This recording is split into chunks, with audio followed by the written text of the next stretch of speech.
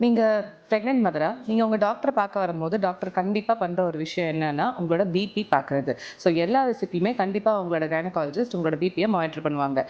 ஏன் பிரெக்னன்சில பிபிய மானிட்டர் பண்றது ரொம்ப இம்பார்ட்டன்ட் அப்டின்னா, blood pressure high in pregnancy is a alarming sign.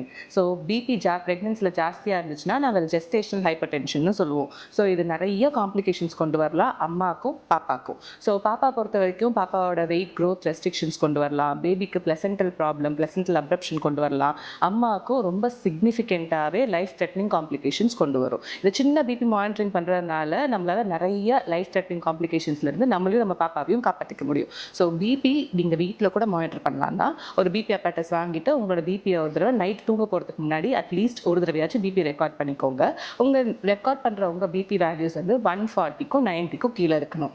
அதாவது மேலே இருக்க அந்த சிஸ்டாலிக் பிபி 140 கம்மியாக இருக்கணும், டயஸ்டாலிக் பிபி 90 கம்மியாக இருக்கணும். வீட்டில் பிபி அப்பரேட்டஸ் இல்லைன்னா பக்கத்தில் ஏதாச்சும் நியர்பை டிஸ்பென்சரியில் கூட போய் உங்கள் பிபி மானிட்டர் பண்ணிக்கலாம். ஸோ யாரெல்லாம் ஹை ரிஸ்க் அப்படின்னு கேட்டிங்கன்னா, இதுக்கு முன்னாடி இருந்த ப்ரெக்னன்சியில் உங்களுக்கு பிளட் ப்ரெஷர் இருந்துச்சு, இல்லை ரொம்ப ஏர்லி ப்ரெக்னன்சி, இல்லை பேபிக்கு எதுவும் ஃபீட்டல் க்ரோத் ரெஸ்ட்ரிக்ஷன்ஸ் எதுவும் இருக்குது, இல்லை உங்கள் டாக்டர் ஆரம்பத்திலே உங்களுக்கு சொல்லியிருக்காங்க பிபி மானிட்டர் பண்ணணும் அப்படின்னா, நீங்கள் கண்டிப்பாக உங்களோட பிபியை மானிட்டர் பண்ணுறது ரொம்ப ரொம்ப இம்பார்ட்டன்ட்.